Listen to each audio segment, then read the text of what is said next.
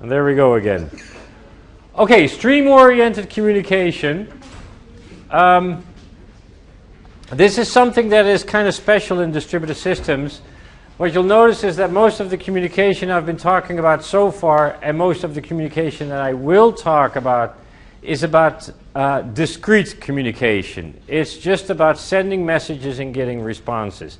And there's no doubt that that is probably the most important type of communication in any distributed system. But it makes sense to pay a bit of attention to stream-oriented communication, and this is the kind of communication you will see in a distributed system that is related to continuous streams. And I just want to spend a few slides on that. Okay. The thing to realize is that we need to talk about continuous media, and you all know what this kind of stuff is. It is characterized by the fact that the values that you're trying to move are time dependent. Audio, video, animations, and for the geeky folks here, sensor data, which is actually becoming more and more important, although I have to admit that I don't know why this thing doesn't work. That these two are certainly very, very important, actually. Certainly now with streaming over the internet. Okay, now how can you talk about this stuff? Basically what we're dealing with is talking about dependencies in time and setting requirements when it comes to timing. And you can make a distinction between three types of transmission modes. Asynchronous transmission mode is there are no restrictions with respect to when data is to be delivered. This is what you often have with discrete stuff, but basically it's just like pump your data, I don't care when it arrives. Okay? With synchronous transmission modes, you define a maximum end-to-end delay. Okay? And in asynchronous transmission mode, you define a maximum and a minimum end-to-end delay. And note that there is a subtle but important difference between these two. In synchronous mode, you only define the maximum delay. Okay, what is the maximum end-to-end delay that you can afford? But in the case of asynchronous, you always also have this minimum end-to-end delay.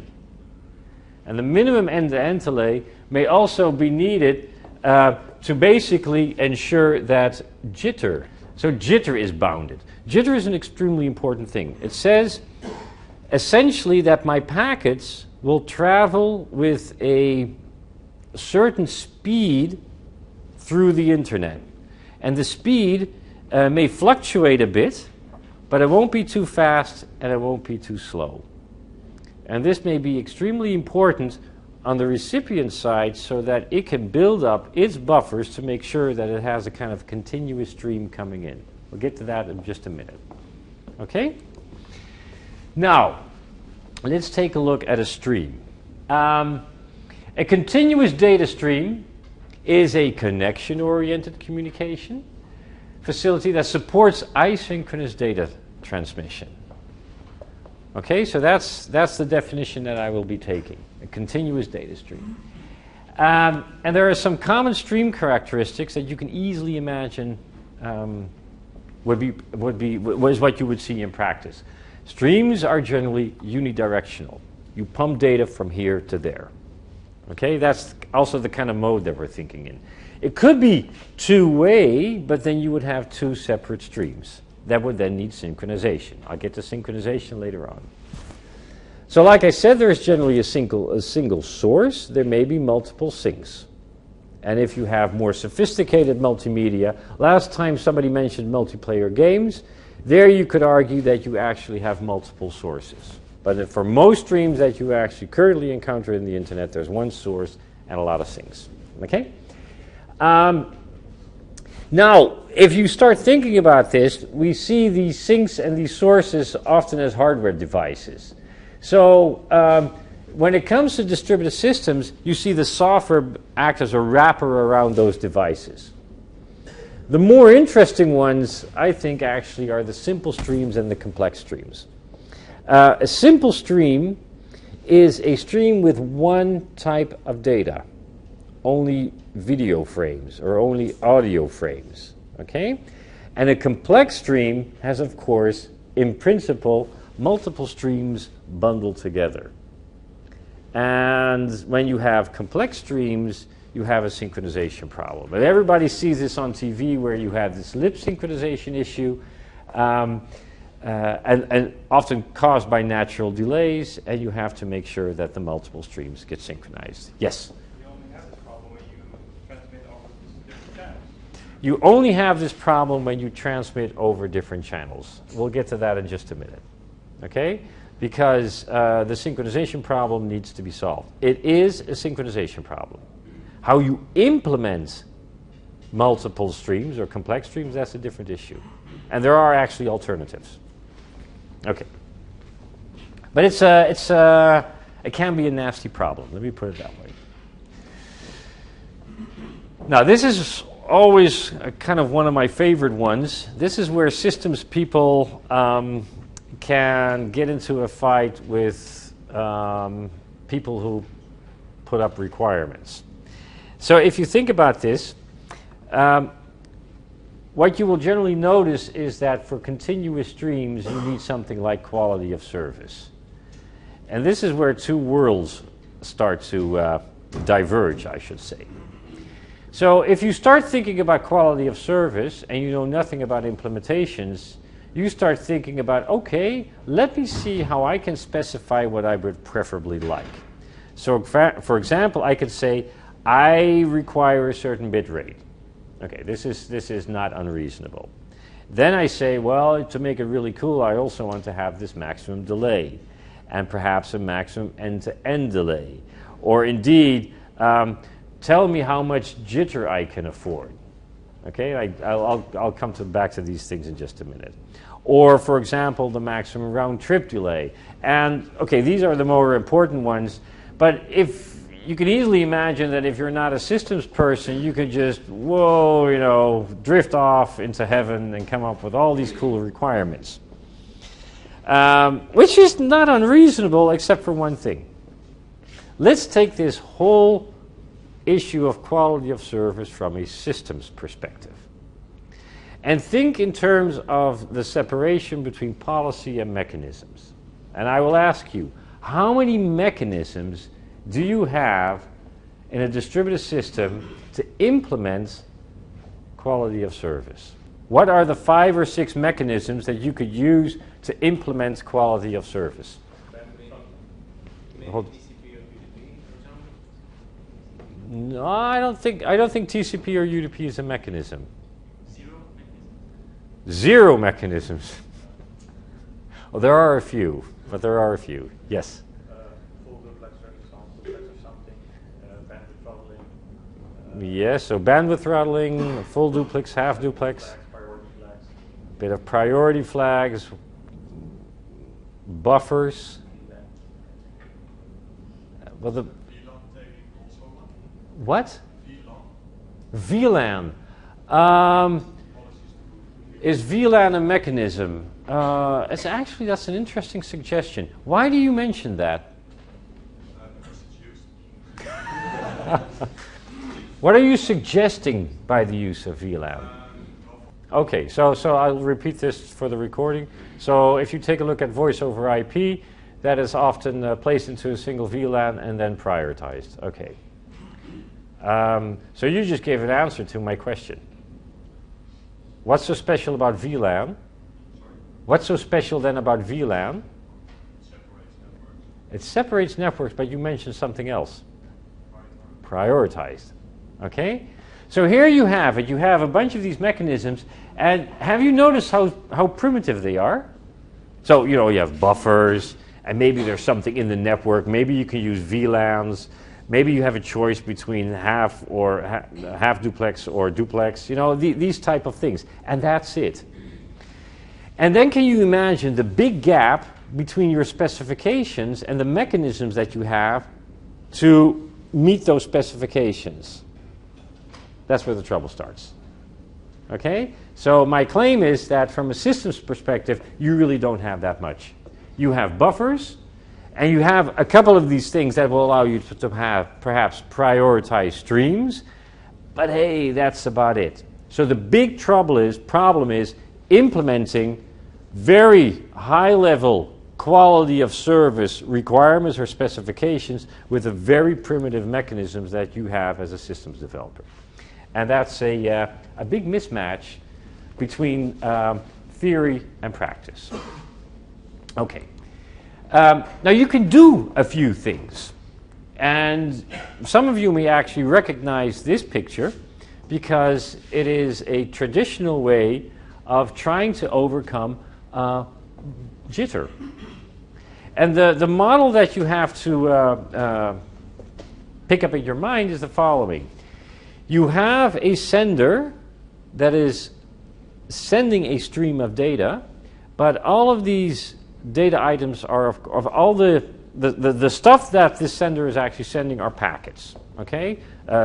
Packets with sampled audio or sampled video or whatnot, okay? But in the end, they're all packets, no matter what. And then you send this stream of packets across the internet. And because you do not get any guarantees when it gets to timing from the internet, your packets may arrive with a certain delay, always, certainly over the internet.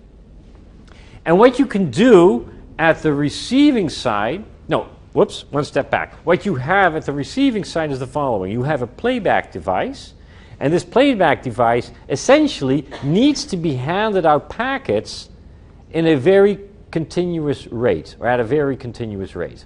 Okay? And whether that happens inside the player or just outside the player is not of that much interest. At a certain point, packets have to be handed over to, let's say, the player at a continuous rate.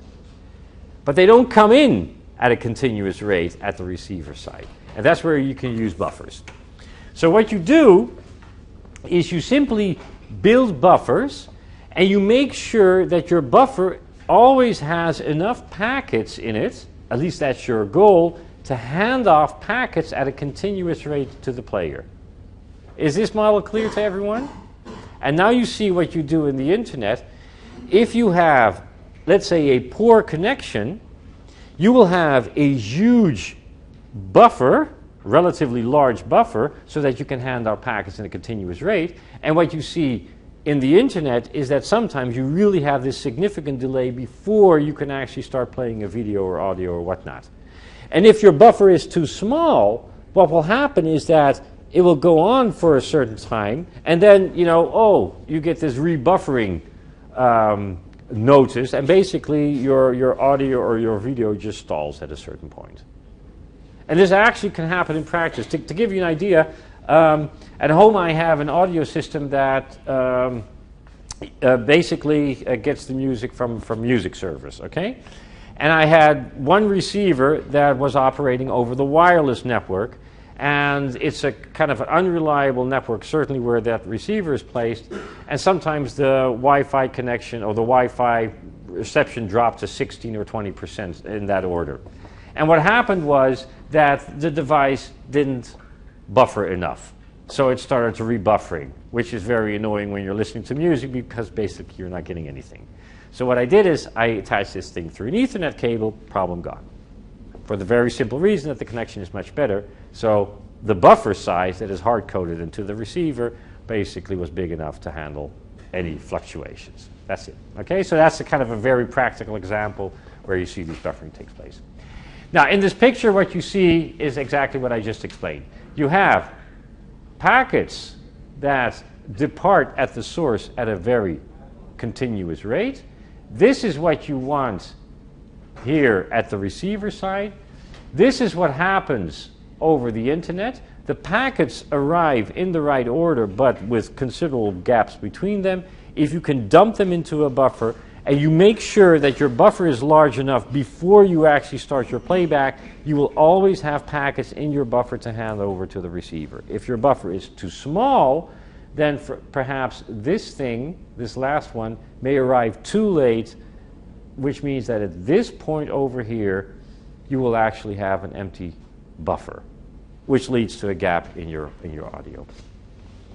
So this is one mechanism. Buffering is very important to support quality of service. Now, another problem is how can you reduce, packets get lost over the internet, okay? So how can you reduce the effects of packet loss when multiple samples are in a single packet? How many of you understand a bit, wait a minute, I wanted to ask, how many of you rip CDs? Okay, a couple of them. Well, I know it's old-fashioned because you download this stuff nowadays. Why am I saying this? Okay, let's just take a look at this recording over here. What you need to realize is what is happening inside here is that, well, first of all, I hope you realize this is all analog data. Okay, so there's electronics over there that basically digitizes the incoming analog signals. And by digitizing, you basically take a sample. So if you take a look at a CD, you can see that there's a sampling frequency and there's a certain range. And for those who took a course on networking, you know that there's Nyquist and stuff like that. And Nyquist says that you have to sample over the range of 44 kilohertz to get half of this, maybe 22 kilohertz, which happens to be the maximum range of the human ear. And then you can draw samples of size 16 or 24 bits, and the only thing that you actually do with a sample, let's say 16 bits, is in essence measure the strength of your signal. And if you do this with a certain frequency, you can then have a digitized sample of your audio or video. Could also be, really doesn't matter. Now the important thing is that you suddenly have a few bytes of information that you can then, that represents something that you heard, and you put this into a packet. And now you have all your analog signals into a packet. Okay, that's the essence of digitizing. Now what you do is when you send stuff over the internet or any network, you put a bunch of these samples into a single packet. And normally it's the case that this was sample 1, then sample 2, sample 3, and this is also the order in which you should normally play back stuff. So just try to picture this. You now have a big packet with a sequence of samples that belong to each other together. And by belonging to each other, I mean you play this sample, then this sample, then this sample, then this sample, etc., until you process all the samples from this packet and you go to the next packet. Right? So now just imagine that this whole packet with this series of samples, which should be played in this sequence, gets lost. Boo-hoo, you got a big problem. Because you will suddenly be missing a huge series of samples from your audio, and there's no way that you can recover it. Is the problem clear to everyone? Now you can circumvent these problems by dividing your samples over multiple packets. And that's how you get this picture. So what I just described was exactly this thing over here. Each of these small boxes are samples. Okay, there could be a few bytes of samples from audio, for example. You put a series of these samples inside one packet. And you have to realize, when you, let's say we're talking about audio, if you want to replay this audio, it's first sample 9, then 10, then 11, then 12, because that's really the order in which you sample things. If this whole packet gets lost, you've just lost 4 samples. And in practice, you could lose 8, 16, or how many samples. Now the problem with that is we hear that. We actually notice that. Okay? And you can circumvent some problems by dividing the samples over multiple packets. And this is what is done in this figure over here. I put sample 1 over here, sample 2 in the next packet, sample 3 in the packet after that, etc., etc. Then when I lose this packet again, the third one, I lose sample 3, 7, 11, and 15. And guess what? We don't notice. Okay? So the human ear is capable of compensating for small losses. It's not capable of compensating for huge losses. So I can tolerate this, the second one, but I cannot probably tolerate the first one. Oh, okay. Could be. I don't know. Can you guess what is missing, and can you compensate for that? I would expect so. My first guess would be with standard interpolation techniques, you should be able to compensate for that. Okay. So that makes it even easier to pretend that nothing was lost. I would say this is a form of error correction. Okay. But however, if your gap is huge, then compensating for the gap is going to be impossible because you really lost information. Okay, because this could extend over perhaps a few milliseconds. For those who are used to listen to audio, I'll ask the following question. How many of you hear the difference between 128 kilobits per second MP3 and 384? At least half of you. I would bet at your age, I'm not really exaggerating, at your age, I bet that if all of you would listen to the difference between 128 and 384 with decent equipment, which does not have to be expensive, you will hear it. Not necessarily for all types of music, but notably, certainly for those who listen to classical music, you'll hear the difference, depending again on what type of music. If you're listening to garage or heavy metal, then hey, you could probably also do with 28 kilobits per second. But you get the point, and it has nothing to do. Let me emphasize, has nothing to do with the quality of the music.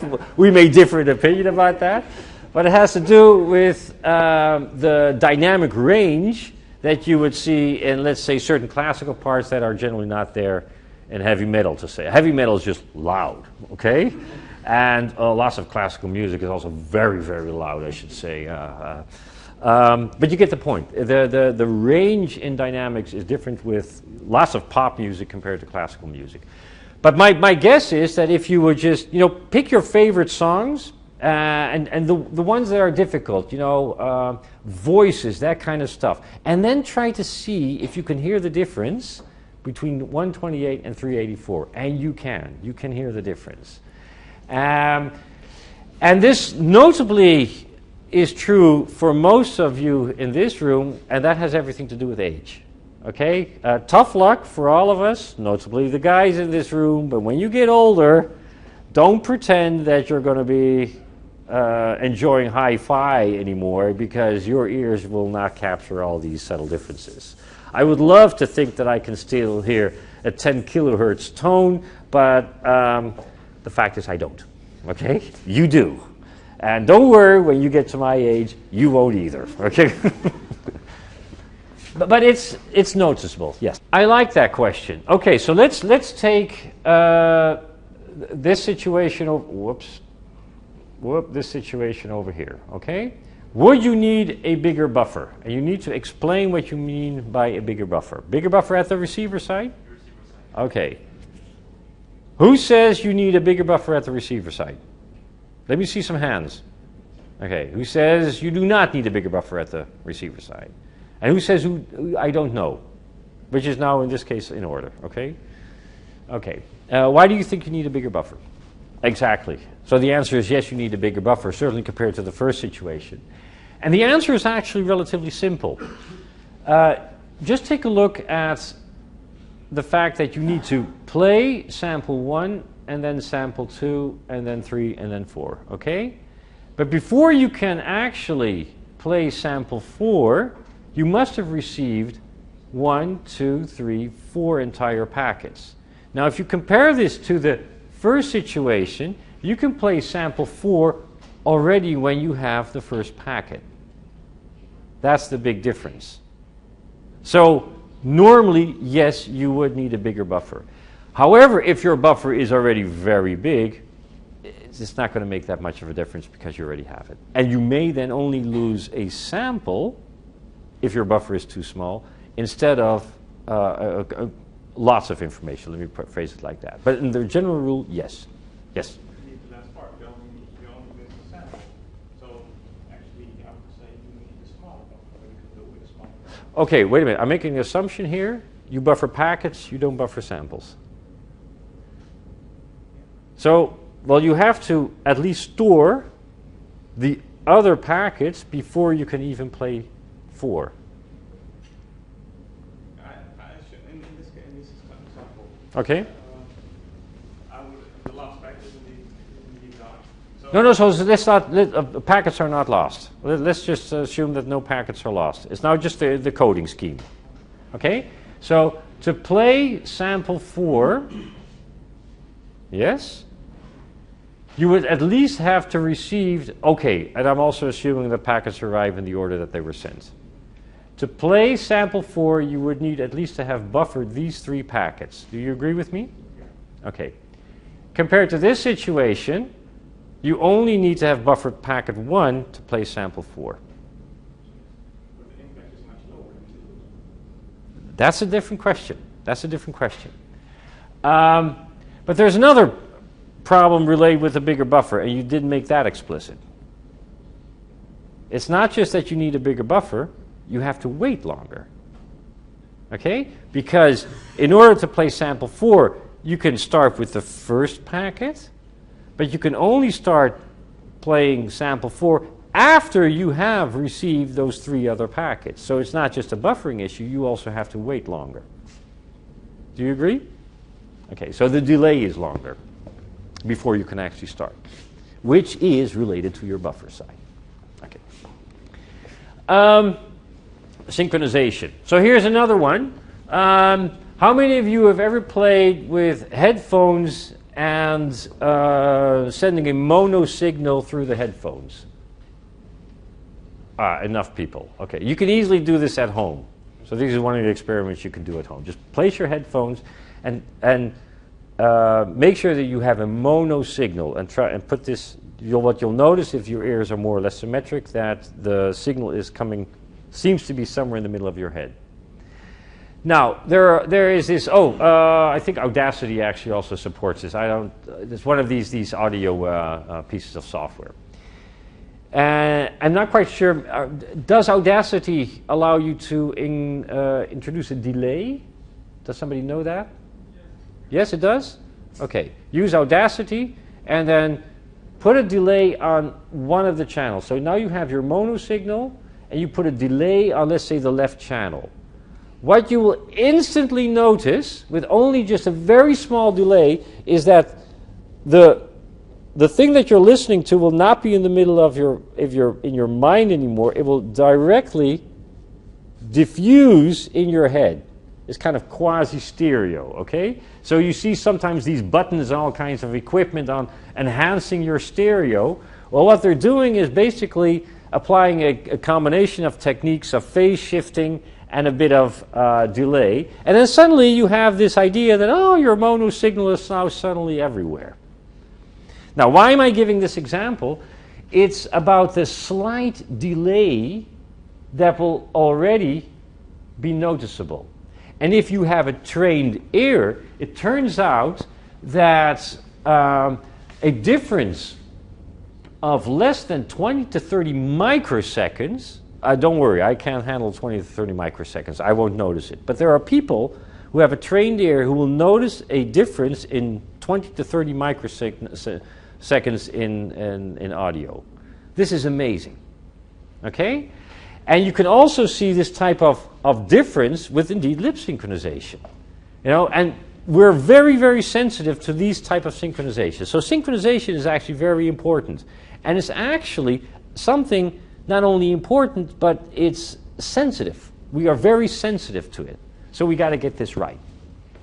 Now, there are basically 2 ways how you can do synchronization. This is one that for very, very long I've advocated as not the way to go. Basically what you do is you have 2 incoming streams, okay? And what you do is, work for me, yes. What you do is over here, this thing I think I have to read the manual for this thing at a certain point because I'm not doing something right here. Over here, this device, which is your software, is responsible for synchronizing the two streams before handing it off to the playback device. So this is a situation where you have two, in principle, independent streams. Now, an alternative, which you just, I think what you actually mentioned, is don't have independent streams, put everything together, so multiplex it into a single stream, and now you have your packets containing audio samples, video samples, animation samples, and also something like subtitling. And now you know that within that packet, everything is synchronized. And the only problem that you have left are things like jitter. Okay? And then at the receiver side, you demultiplex everything, but now you know for sure that everything is already synchronized. It's much easier, I would say. This is called MPEG-4, to give you an idea. So this is exactly what MPEG-4 does. However, when somebody years ago said, you know, we synchronize according to the top figure, I said, oh, is that possible? Yeah, sure, we do it all the time. She was an expert in that area, so I believe her. I would still say that simply multiplexing, demultiplexing is at least simpler, and certainly when your connections are really not that good. Okay. Let's gradually move on. This is all I have to say about continuous streams. And as I sent you a mail this morning, I believe, I updated the priority list, so I won't get any questions on that anymore. And stream communication gets, I think, an O. I think it's more important that you understand the concepts, and synchronization is important, and you get a feeling for this.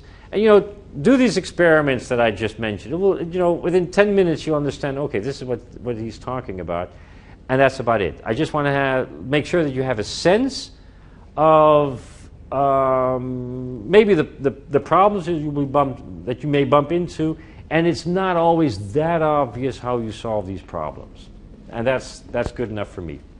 You can have a whole class on, a whole course, I should say, on continuous media streaming, but that's not going to be this one. Okay. What I want to talk about is multicast communication. The reason why I want to talk about it is because it is actually important in many distributed systems. And the reason why it's important is basically the following. At a certain point, we'll start talking about replication. And to me, there are always two reasons why you do replication. It's one for performance, meaning you have lots of copies everywhere. But just as equally important, or maybe even more important, is that you replicate for achieving fault tolerance.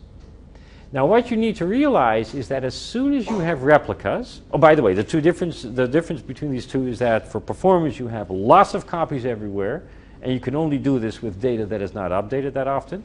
And for fault tolerance, you have a moderate number of replicas, but by God, these have to be good. Okay, they have to be tightly synchronized. Now, in both cases, you can argue that you're dealing with multicast, because when you do have an update, that means that an update has to be propagated to all your replicas. And notably, when we're dealing with replication for fault tolerance, you got to make sure that your stuff gets at the replicas. And that's the reason why multicasting is important. Now, what I'll be describing here is I would say a naive way of doing multicasting. And notably, when I will be talking about gossip-based data dissemination, it's really just getting stuff around quickly, okay? But multicasting is important in distributed systems. Okay. And the first thing I'll do is I'll talk a bit about application-level multicasting. There's a lot of information on this slide, but let me first motivate why there's so much information on this slide. You all know that IP supports multicasting. And as we briefly discussed 2 weeks ago? I don't know. Nobody really uses IP multicast. I think we discussed it very briefly in the context of publish-subscribe systems. And the reason why nobody really uses IP multicast, no, I should be a bit more precise, the reason why people use IP multicast only in a local area network is that in that case the multicast will be confined to a single administrative unit, okay, to a single organizational unit. But beyond that, ISPs do not support IP multicast as a rule because there's no business model. They have no incentive to actually do this. However, there is a need for doing multicasting. And multicasting is, okay, I just realized I haven't told you what multicasting is. I, as a sender, I'm going to send messages to a dedicated group of recipients. Not the whole world, but a specific group. But it turns out that at the application level, there is this need for multicasting, for example, for the examples I just gave. And also, when it comes to video broadcasting, it's essentially multicasting. But if there's no support at the IP layer, there's only one thing that you can do. You can resort only to application-level multicasting. And that's where distributed systems come into play. So application-level multicasting is the way to go. What is the problem with application multicasting? Now, if you think about this, what multicasting really is saying, I'm a sender, and let's say that I have 10,000 recipients. Now, a very simple way of multicasting is say, okay, here's my packet, here's my packet, here's my packet, here's my packet, 10,000 times. Not a good idea. Okay? A much better idea is to have a tree. Okay? Well, let's say a binary tree. Then you send 2 packets, and 2 times 2, and 2 times 2 times 2. So you can easily see that this multiplies like hell, and with a tree that is not even that deep, you can actually reach a lot of receivers. Everybody agree on this? You know, whether it's binary or whether you have an average fan out of 3 or 4 or 5, I don't care about that. A tree does the trick. What's the problem? Now, let's say that delay is not a big problem. You need the hierarchy. So who's going to set up the hierarchy? That's the problem. Okay? And this was actually the showstopper for building large-scale multicast systems. Basically, it's not doing the multicast, it's managing the multicast. For example, if you wanted the multicast by means of a tree, then you have to set up the tree. Fortunately, we now know how to do this. And the essence is, whoops, wrong thing. The essence is you can organize the nodes into an overlay network and use that network to disseminate data. Now, this is a bit of a nasty slide, and I'm going to skip the exact description right now because this makes much more sense when I actually describe CHORD. And this has to do with the fact that I deliberately decided not to tell you about the CHORD overlay network when I was roughly explaining how structured peer-to-peer networks work. Remember this hypercube that I showed. Okay, so that was the ultra-structured peer-to-peer system, which was basically a number of squares, and then in this case it was 3 dimensions. And the key was that you had a deterministic lookup algorithm. Okay? If you gave this lookup function a key, it would follow a very specific route to a node that was responsible for that key.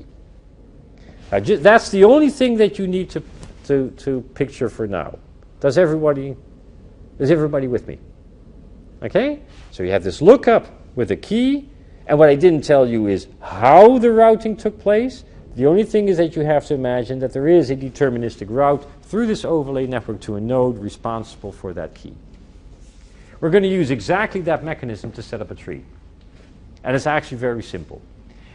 What you do is you generate a multicast identifier, your key.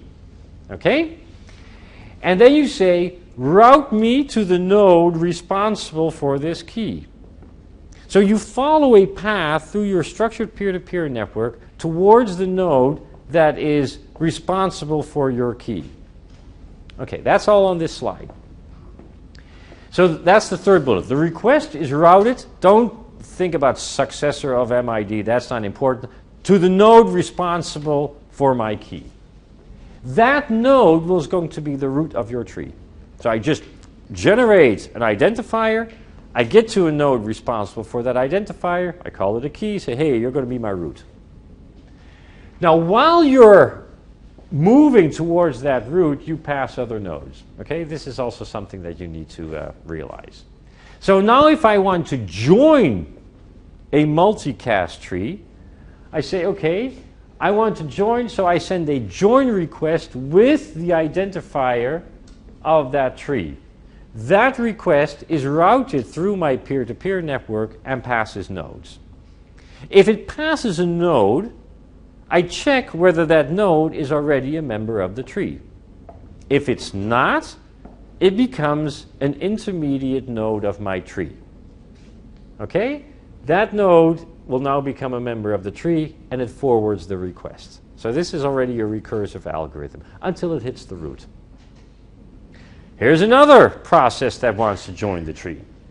It sends a join request to my peer-to-peer network. That request is routed through the peer-to-peer network, and at a certain point it reaches a node, of course, because there's a route through this network. If that node has already become a member of the tree, you're done, because you will then become a child of that node. And there's no need to forward your request, your join request, up to the root, because you just already hit a node that is a member of the tree. And this is how you build your tree. And this is on this slide. So when to read this slide? After I have explained the chord algorithm in chapter 5 in detail. And then this will be an easy read. Okay? Most important message for now is, yes, I get the concept. I see with a structured peer-to-peer network how I can build a tree by routing requests through a peer-to-peer network, and as soon as I hit a node that is already a member of my tree, I can stop my join request and I become a branch from that node. And what I basically just explained is that a tree management problem no longer exists, which was the fundamental problem in multicasting. There's another problem. How good is this tree? Well, it could be a really lousy tree. Tough luck, okay? I haven't talked about that. But the principle should be clear. Suddenly, we no longer have a tree management problem. Or at least, it's smaller than it used to be. Okay? How am I doing on time? And where am I? Let me see. Okay, yeah, just this one more slide, and then we'll take a break. And then we'll get into something fun. Now, this is not only related to multicasting, but has everything to do with overlay networks. There's a cost involved in routing messages through an overlay network. So again, the picture is like this. I have the internet. I set an artificial network on top of the internet that consists of perhaps thousands of nodes that maintain TCP connections to each other. Okay? But my logical neighbor, let's say you're my logical neighbor in this network, we could be separated by the underlying network by thousands of miles, or actually I should say thousands of hops. Why? Because this is only a logical connection, but you may be living in San Francisco and I may be living in Amsterdam. Okay? That's the important thing to realize. So the overlay network need not have to do anything with the actual routing in the underlying network. And that's a price to pay for overlay networking. And what we want to do is we want to express what the price is that you're paying. And this is an example over here. So the, and it's different from in the book. You have to watch the errata pages a bit. But at a certain point I missed something in that figure, and that is now included over here. So what you need to realize is that the overlay network is this black thing over here, which is now just a line, okay? And what I'd be doing is if I send a message from A to, let's say, C, in the overlay network, that message will make the following route, will follow the following route. This one, this is a router, to that one, back, and then let's say, I don't know, oh, oops, sorry, back up to this one over here, because this one is also part of the overlay, to that one, and then to C would be to that one, to that one, to that one, to that one, to that one. Is this clear to everyone? Okay? Because of the overlay. If it weren't for the overlay, it would probably travel something like this. Okay? But because you're taking routing decisions at the overlay level, the overlay will say, oh, you want to get something to C? First send it to B, which is along this path in the underlying network. B will say, oh yeah, sure, send it over to D, which means this path.